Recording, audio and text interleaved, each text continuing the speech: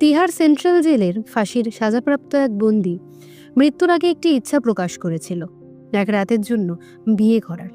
তার ইচ্ছে পূরণ করা হয়েছিল এবং এক রাতের জন্য তার বিয়ে দেওয়া হয়। কিন্তু পরদিন সকালে যখন ফাঁসির সময় আসে, তখন যা ঘটে তা দেখে সবাই স্তম্ভিত হয়ে যায়। কারণ তার স্ত্রী সম্পর্কে এমন কিছু তথ্য পাওয়া যায় যা সবার কল্পনার বাইরে ছিল। সত্যিটা কি ছিল জানলে আপনারাও হতবাক হয়ে যাবেন। তবে তার আগে অনুরোধ, আমাদের চ্যানেলটি লাইক, শেয়ার এবং সাবস্ক্রাইব করুন এবং ভিডিওটি সম্পূর্ণ দেখুন। চলুন শুরু করি আজকের এই গল্প। এটি এমন একটি ছেলের গল্প যা শুনলে আপনার কান খাড়া হয়ে যাবে। এই ছেলেটিকে ফাঁসির সাজা দেওয়া হয়েছিল। যখন তাকে তার শেষ ইচ্ছা জানাতে চাওয়া হয়, সে অত্যন্ত দ্রুততার সঙ্গে এমন একটি ইচ্ছা প্রকাশ করে যা শুনে বিচারক হতবাক হয়ে যান। বিচারক তার এই ইচ্ছা পূরণের অনুমতি দেন, আর তার ইচ্ছা ছিল এক রাতের জন্য সে কোনো এক মেয়ের সঙ্গে বিয়ে করবে এবং তার সঙ্গে রাত কাটাবে। এই ছেলেটির বয়স খুবই কম ছিল, মাত্র 18 বছর। গল্পের সবচেয়ে বড় প্রশ্ন ছিল, এই ছেলেটিকে বিয়ে করতে রাজি হবে কে? যে মেয়ে বিয়ে করবে সে মাত্র এক রাতের জন্য বধূ হবে এবং পরদিনই বিধবা হয়ে যাবে, কারণ তাকে ফাঁসি দেওয়া হবে। এই প্রশ্নের উত্তর জানতে গল্পটি পুরো পড়তে থাকুন। কয়েদি নম্বর 685।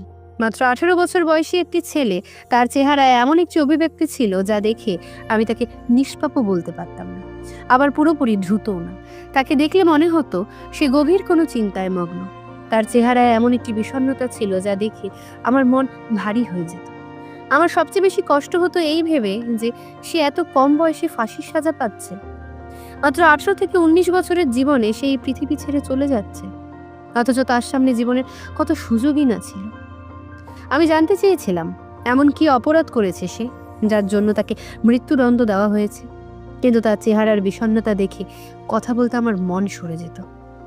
আমার নাম কুসুম। আমি জেলের এক মহিলা, পুলিশ ইন্সপেক্টর। পুলিশের চাকরির মতোই আমার মন সাধারণত শক্ত, কিন্তু এই ছেলেকে দেখে আমার মন গলে যেত। তার মুখের বিষণ্ণতায় আমার মন নানান প্রশ্ন ভরে যেত। জেলে থাকার সময় আমি তাকে অনেক কিছু জিজ্ঞেস করতে চেয়েছিলাম, কিন্তু জেলের পরিবেশ এমন ছিল না যে একজন বন্দীর সঙ্গে সহজভাবে কথা বলা যায়। আজ একটি বিশেষ নির্দেশ পেলাম। কয়েদি নম্বর 685 অর্থাৎ সুরজ 2 দিন পর ফাঁসির সাজা পেতে চলেছে। তার পরিবারের সঙ্গে তার শেষ সাক্ষাৎ করানোর দায়িত্ব আমার উপর পড়ল। প্রথমবারের মতো আমি একজন ফাঁসির সাজাপ্রাপ্ত বন্দীকে তার শাস্তি দিতে নিয়ে যাচ্ছিল।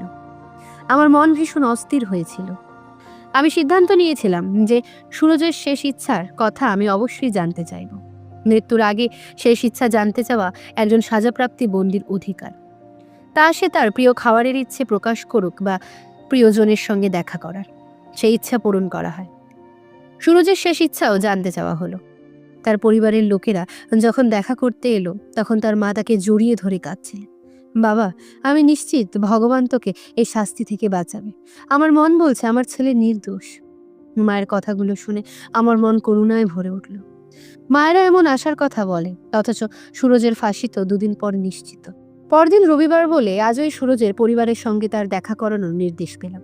আমার মনে হয়েছিল পরিবারের সঙ্গে দেখা করাই তার শেষ ইচ্ছা হবে। তারপর হয়তো সেই শাস্তি নিয়ে বিদায় নিতে চাইবে। কিন্তু আমি জানতাম না যে তার শেষ ইচ্ছে এতটা আলাদা ও অদ্ভুত হবে। পরিবারের সঙ্গে দেখা করানোর পর সুরজকে আবার তার জেলে ফিরিয়ে দেওয়া হলো।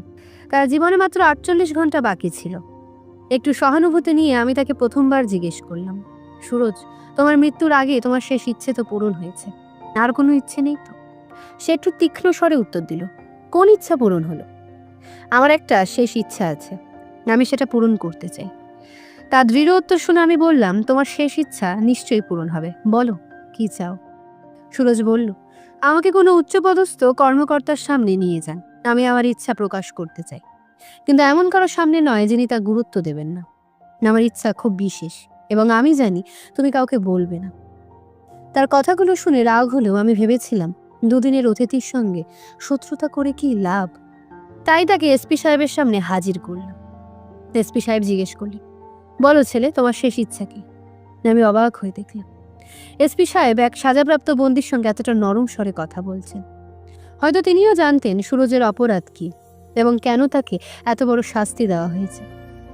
এই জেলের বেশিরভাগ বন্দী এমন যারা ছোট অপরাধের জন্য বড় শাস্তি পেয়েছে, আর বড় অপরাধীরা মুক্ত ঘুরে বেড়াচ্ছে। যখন সুরজ তার শেষ ইচ্ছা প্রকাশ করলো, আমরা সবাই যেন বাকরুদ্ধ হয়ে গেলাম। সে বলল, এসপি সাহেব, আমি আমার জীবনে প্রথম এবং শেষবারের জন্য বিয়ে করতে চাই এবং আমার স্ত্রীর সঙ্গে একটি দিন কাটাতে চাই। তার ইচ্ছে শুনে আমরা স্তম্ভিত। এসপি সাহেব একটু ভেবে বললেন, তোমার বিয়ে তো আমরা করিয়ে দিতে পারি, কিন্তু তোমার সঙ্গে বিয়ে করবে কে? তোমার পরিবারও ধনী নয়, তুমি এক গরিব পরিবার থেকে এসেছো। কেন এমন ইচ্ছা প্রকাশ করে সময় নষ্ট করছো?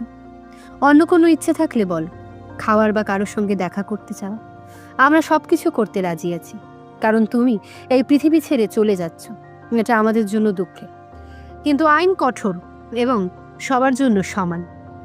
যে কেউ কম বয়সী বা নিরপরাধ হোক অথবা বয়স্ক অপরাধী, সবার জন্য আইন সমান। এসপি সাহেব সুরজকে বললেন, আমি জানি না কেন তোমাকে এই শাস্তি দেওয়া হয়েছে। তোমার কেস অত্যন্ত জটিল, কিন্তু তুমি সাজাপ্রাপ্ত হয়েছ, নিশ্চয়ই কোনো কারণ আছে। এখন তুমি এমন কোনো বাস্তবসম্মত ইচ্ছা প্রকাশ করো যা আমরা পূরণ করতে পারি। তবে এটা নিশ্চিত, তোমার সঙ্গে বিয়ে করতে কেউ রাজি হবে না। আর যদি রাজি না হয়, আমরা তোমার বিয়ে কিভাবে করাবো? সুরজ শান্ত স্বরে বলল, এসপি সাহেব, আমি তো আপনাকে বলিনি যে আপনি আমার বিয়ে করিয়ে দিন। আমি আপনাকে একটি উপায় বলবো, যার মাধ্যমে আমার বিয়ে নিজেই হয়ে যাবে। তার কথা শুনে আমাদেরও কৌতূহল বেড়ে গেল। মনে হচ্ছিল সে যেন কারো সঙ্গে পূর্ব পরিকল্পনা করে রেখেছে।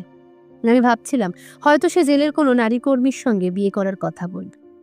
কিন্তু সুরজ বলল, আপনি আমার বাড়ির বাইরে কলোনিতে মাইকে ঘোষণা করে দিন যে সুরজ যে একদিন পর ফাঁসি পাবে, তার সঙ্গে যে মেয়ে একদিনের জন্য বিয়ে করতে চায়, সে যেন এখানে এসে জেলে চলে আসে। তার কথা অদ্ভুত শোনালেও সে আমাদের প্রতিশ্রুতি চাইল যে যদি কেউ রাজি হয়, আমরা তাকে বিয়ে করাতে বাধা দেব না। সুরজ আরও শর্ত লাগলো যে মেয়ে যদি আসে তবে সে এক রাত তার সঙ্গে থাকবে। সুরজের বুদ্ধি ও আত্মবিশ্বাস দেখে আমরা অবাক হয়ে গেলাম। আমরা তাকে বললাম, ঠিক আছে, ঘোষণা তো করব, কিন্তু আমরা নিশ্চিত কেউ তোমার সঙ্গে বিয়ে করতে আসবে না। কোনো মেয়ে কেন তার ভবিষ্যৎ নষ্ট করবে? একদিনের জন্য কেন তার বউ হবে? কিন্তু সুরজ এসব কথায় কান দিল না। বলল, আপনি শুধু ঘোষণা করে দিন, আমার এটাই শেষ ইচ্ছা। যদি কেউ না আসে তবে আমি আর কোনো ইচ্ছা প্রকাশ করব না। তারপর আমাকে ফাঁসি দেওয়া যাক। আমরা তার ইচ্ছা অনুযায়ী তার বাড়ির বাইরে মাইকে ঘোষণা করে দিলাম।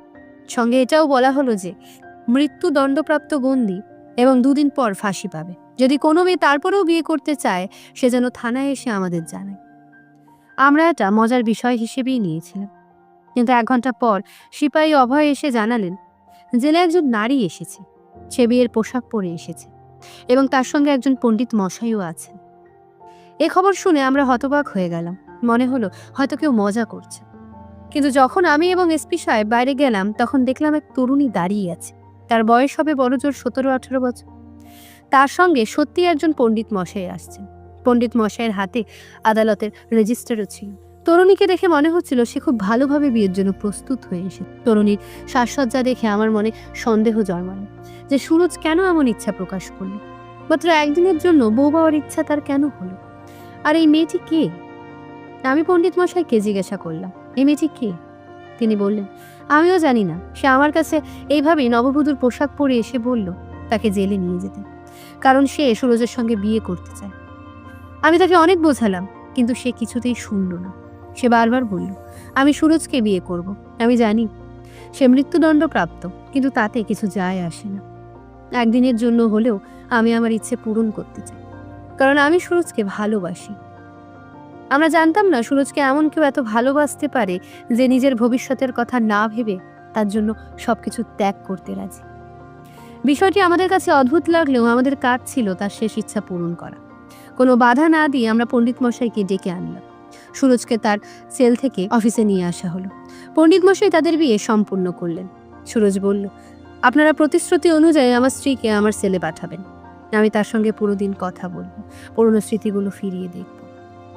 তারপর সে চলে যাবে। এরপর আমাকে ফাঁসিতে ঝুলিয়ে দিন। আমার আর কোনো দুঃখ থাকবে না। অন্তত আমার প্রেমকে আমি একদিনের জন্য পেয়েছি। সুরজের কথা শুনে আমার চোখেও জল এসে গেল। সত্যিকারের প্রেম হয়তো এমনই হয়। আমি মনে মনে এটাই ভাবছিলাম, কিন্তু তখনও জানতাম না এর পিছনে কত বড় ঘটনা লুকিয়ে আছে, যা আমাদেরও অবাক করে দেবে। এসপি সাহেব হেসে আমাকে ইশারা করলেন, তুমি মেয়েটিকে সুরজের সেলে পাঠিয়ে দাও। সেলে তো কিছুই নেই, এমনকি বিছানাও না। ওখানে গিয়ে হয়তো মেয়েটি নিজেই বিরক্ত হয়ে কিছুক্ষণ পর বেরিয়ে আসার কথা বলবে। আমিও তাই ভাবলাম। আমি মেয়েটিকে সেলের দিকে নিয়ে গেলাম। সেলটি এতটাই ছোট যে দুজনের দাঁড়ানোর জায়গাও কষ্টের সৃষ্টি হয়। আমি দুজনকেই সেলের ভিতরে রেখে বাইরে এসে দরজায় তালা লাগিয়ে দিই। আমি ভেবেছিলাম কিছুক্ষণ পর মেয়েটি হয়তো বিরক্ত হয়ে বেরিয়ে আসতে চাইবে, কিন্তু কিছুক্ষণের মধ্যেই ভিতর থেকে আস্তে আস্তে কিছু খোলার শব্দ পেলাম। মনে হলো কেউ দরজা খোলার চেষ্টা করছে। তবুও আমি নিশ্চিত ছিলাম যে সেলের দরজা খোলা সহজ কাজ নয়। আমি ভাবলাম সুরজ হয়তো তার শেষ কথাগুলো তার স্ত্রীর সঙ্গে বলছে। তাদের কথাবার্তায় আমার কোনো আগ্রহ ছিল না, আমি শুনতেও চাইনি। আমার জন্য এতটুকুই যথেষ্ট ছিল যে সেলে একটি মজবুত তালা লাগানো আছে, যা ইচ্ছে করলে কেউ খুলতে পারবে না। অনেক সময় কেটে গেল, আমার ঘুম পেয়ে যাচ্ছিল। ঠিক তখনই সেল থেকে মৃদু চিৎকারের আওয়াজ এলো। আমি দ্রুত সেখানে পৌঁছালাম। দেখলাম সেই মেয়ে যে সুরজের সঙ্গে বিয়ে করেছিল সেলের মেঝেতে বসে আছে। সে বলল, আমাকে এখান থেকে বের করে দিন, আমি সুরজের সঙ্গে এক মুহূর্তও থাকতে পারবো না। আমি ভাবলাম হয়তো সুরজ মেয়েটির সঙ্গে কোনো খারাপ ব্যবহার করেছে। মেয়েটিও আরো বলল, আমার বাড়ির লোকেরা আমার জন্য অপেক্ষা করছে, আমাকে বাড়ি যেতে দিন। আমি তাড়াতাড়ি সেলের দরজা খুললাম, মেয়েটিকে মুক্ত করলাম এবং সুরজকে সেলে তালাবদ্ধ রেখে নিজের ঘরে ফিরে এলাম। তখন আমি জানতাম না পরের দিন সকালে আমাকে কি ভয়ানক পরিস্থিতির মুখোমুখি হতে হবে। সকালবেলা এসপি সাহেব আমাকে ডেকে বললেন, মৃত্যুদণ্ডপ্রাপ্তি বন্দি 685 কোথায়? আমি বললাম, সে নিশ্চয়ই তার সেলে আছে। কিন্তু আপনি এমন প্রশ্ন করছেন কেন? তিনি বললেন, আমি তাকে কোথাও দেখতে পাচ্ছি না। আমি এক কনস্টেবলকে পাঠিয়েছিলাম সুরজকে নিয়ে আসতে। তুমি সেল 685 গিয়ে দেখো সে কোথায়। তোমার কোনো ভুল হয়েছে কিনা যাচাই করো। আমি আত্মবিশ্বাসের সঙ্গে বলে দিলেও ভেতর ভেতর আমার বুক ধরফর করছিল। মনে হচ্ছিল আমার শ্বাস বন্ধ হয়ে আসছে। যদি সুরজ পালিয়ে গিয়ে থাকে বা কোনোভাবে আমাকে বোকা বানিয়ে চলে গেছে, তাহলে আমি কি করব? আমি তাড়াতাড়ি সেল 685 গিয়ে পৌঁছালাম। সেখানে অন্ধকার ছাড়া আর কিছুই ছিল না। আমি গভীর স্বরে সুরজকে ডাকলাম, কিন্তু কোনো উত্তর এলো না। তখন আমি টর্চ জ্বালালাম, দেখি একজন মরার মতো লোক মেঝেতে পড়ে আছে। দেখেই মনে হলো সে হয়তো আর বেঁচে নেই। আমি দ্রুত সেলের দরজা খুললাম এবং তাকে ছুঁয়ে দেখতে আমার ভেতরটা শিউরে উঠল। ঠিক তখনই এসপি সাহেবও সেখানে পৌঁছে গেল। তিনিও লোকটির দিকে তাকালেন আর তার চেহারার হতবাক ভাব ফুটে উঠল। এসপি সাহেব আমাকে বকাঝকা করতে লাগলেন, তোমার এত অভিজ্ঞতা হয়েও তুমি এখনো মানুষ চিনতে পারো না? লজ্জা হওয়া উচিত তোমার। জানি না তোমার মন কোন দিকে থাকে। যদি এই গাফলতির জন্য আমার উপর কোনো কঠোর ব্যবস্থা নেওয়া হয়, তবে তার পুরো দায় তোমার উপর চাপবে। এসপি সাহেবের কথা শুনে আমার মন চাইল যে মেয়েটিকে সামনে বসে থাকতে দেখেছি তাকে তুলে মাটিতে ছুঁড়ে ফেলি। এমন প্রতারণা সহজে ভুলে যাওয়া সম্ভব নয়। আমি ভেবেছিলাম এই মেয়ে যে বধূ সেজে সুরজের সঙ্গে দেখা করতে এসেছিল সে সুরজের প্রেমে পাগল, উন্মাদ। কিন্তু বুঝতে পারিনি যে সুরজ আমাদের ধোঁকা দেওয়ার জন্য তাকে ব্যবহার করেছে। সুরজ নিজেই বধূর পোশাক পরে জেল থেকে পালিয়ে গেছে আর আমাদের কাছে এই মেয়েটিকে ফেলে গেছে। এখন আমরা এই মেয়েকে মৃত্যুদণ্ড দিতে পারি না, কারণ মৃত্যুদণ্ড কেবল সেই অপরাধীর জন্য প্রযোজ্য যেই শাস্তির যোগ্য। এই মেয়েটির সঙ্গে কি করব সেটাই আমরা বুঝতে পারছিলাম না, কারণ এখন এই মেয়ে পুরুষদের পোশাক পরে আমাদের সামনে বসেছিল। আমাদের জিজ্ঞাসা করার পর মেয়েটি বলল, আপনারা সুরজের সঙ্গে ভালো করেননি, সে মৃত্যুদণ্ডের যোগ্য নয়, সময় এটা প্রমাণ করবে। মেয়েটি আমার চোখে চোখ রেখে এই কথা বলল, আর আমার রাগ আরও বাড়তে লাগলো, কিন্তু আমি কিছুই করতে পারছিলাম না। এসপি সাহেব আদেশ দিলেন, যত তাড়াতাড়ি সম্ভব সুরজকে খুঁজে বের করো, নইলে দুদিনের মধ্যে আমরা কি জবাব দেব। আমাদের তাকে মৃত্যুদণ্ড দিতে হতো, তাকে ফাঁসির দড়ি পর্যন্ত নিয়ে যেতে হতো, আর এখন সে আমাদের ধোঁকা দিয়ে পালিয়ে গেছে। এটা খুবই লজ্জার ব্যাপার। তিনি আরো বললেন, আমার ভুল হয়েছে তোমাকে পুরুষদের জেলের দায়িত্ব দেওয়া। নারী তো নারীই থাকে, সে পুরুষদের মন বুঝতে পারে না। এসপি সাহেব আমাকে এভাবে বকাবকি করেছিলেন আর আমার মন ভয় কাঁপছিল। আমি কিছুতেই বুঝতে পারছিলাম না এমন প্রতারণা আমার সঙ্গে কিভাবে হলো। আমি একজন মানুষের উপর বিশ্বাস করেছিলাম, একজন মেয়ের প্রতি করুণা দেখিয়েছিলাম, তার বিয়ের ইচ্ছা পূরণ করেছিলাম, আর সে আমার চোখে ধুলো দিয়ে পালিয়ে গেল। এখন আমাদের সামনে দুটি পথ ছিল, হয় মেয়েটির বাবা মায়ের কাছে যাই, নয়তো সুরজকে খুঁজে বের করি। রাতের অন্ধকারে সুরজ কোথায় পালিয়েছে তার কোনো খবর আমাদের ছিল না। সে ভোর 4টায় জেল থেকে পালিয়ে গিয়েছিল। কিন্তু মেয়েটির প্রতি আমার কৌতূহল আরো বেড়ে যাচ্ছিল। আমার পুরো মনোযোগ এখন তার উপর ছিল। কেন এই মেয়ে সুরজের জায়গায় বসতে রাজি হলো? কেন সে সুরজকে তার স্বামী হিসেবে মেনে নিল? কিভাবে সে এমন ভাবলো যে সুরজের মৃত্যুদণ্ড সে নিজের নামে গ্রহণ করবে? আমি মেয়েটির বাবা মায়ের কথা জানতে চাইলাম। সে সোজাভাবে বলল, আমি সঞ্জয়ের মেয়ে, সঞ্জয় পাশের গ্রামে থাকে। সঞ্জয়কে ডেকে আনা আমাদের জন্য কঠিন কাজ ছিল না। তবে আমি ভাবলাম, যখন মেয়েটি আমার সামনে রয়েছে তখন কেননা সব কথা তার থেকেই শোনা যাক। তখন সে এক অদ্ভুত কথা বলল। সে বলল, আমি সুরজ দাদার সম্পর্কে একটি সত্যি কথা আপনাদের বলার জন্য প্রস্তুত। আমি অবাক হয়ে তাকালাম। সে তার স্বামীকে দাদা বলে ডাকছে। আমি জিজ্ঞাসা করলাম, তুমি কি বললে? সুরজ দাদা? তুমি তাকে দাদা মনে করো? না, সে কি আসলে তোমার দাদা? মেয়েটি বলল, না, সে আমার দাদা নয়, কিন্তু আমার দাদার মতোই। তবে আমি তাকে ভালোবাসি। আমার ভালোবাসা এমন ছিল না যে তাকে দাদা বলব। আমি বললাম, তাহলে তুমি এসব করেছো কেন? কেন তার সঙ্গে বিয়ে করেছো? কারণ কি? তুমি কি আমাদের ধোঁকা দেওয়ার জন্য আর সুরজকে পালাতে সাহায্য করার জন্য এসব করেছো? মেয়েটি বলল, আপনাকে সত্যি বলছি, এটা একেবারেই এমন নয়। তিনি কাল সন্ধ্যা পর্যন্ত ফিরে আসবেন। তিনি আমাকে এখানে একা দেখতে পারবেন না। তিনি আমার সঙ্গে বিয়ে করেছেন। আমি এখন তার দায়িত্ব। তিনি কখনো এই দায়িত্ব ছেড়ে পালাবেন না। তিনি কাপুরুষদের মতো পিঠ দেখিয়ে পালানোর লোক নয়। মেয়েটির কথা শুনে আমি অবাক হয়ে গিয়েছিলাম। তারপর যা গল্প সে আমাকে শোনালো তা আমাকে আরো বেশি হতবাক ও চিন্তিত করে তুলল। আমি বাধ্য হয়ে সিদ্ধান্ত বদলানোর কথা ভাবলাম এবং পুরো বিষয়টি নতুন করে তদন্ত করার প্রয়োজন অনুভব করলাম। মেয়েটি বলল, আমার নাম ভাবনা। আমার বড় দিদির বাগদান সুরজের সঙ্গে হয়েছিল। সুরজ ছোটবেলা থেকেই খুব সাহসী ছেলে ছিল। জীবনে খুব কম সময়ে এমন হয়েছে যে সুরজ ভয়ে পিছিয়ে গেছে। তিনি আমার বাবার বন্ধুর ছেলে ছিলেন, তাই আমার বাবা তার উপর খুব আস্থা রাখতেন। যখন আমার বাবার ইচ্ছায় দিদি বাগদান সুরজের সঙ্গে হয়, তখন তিনি আমাদের বাড়িতে আসা যাওয়া করতে শুরু করেন। তবে গ্রামের পরিবেশ ছিল বেশ অদ্ভুত। একদিন রাতে সুরজ আমাদের বাড়ি এলেন দিদির সঙ্গে দেখা করতে। সেদিন মা বাবা বাড়িতে ছিলেন না।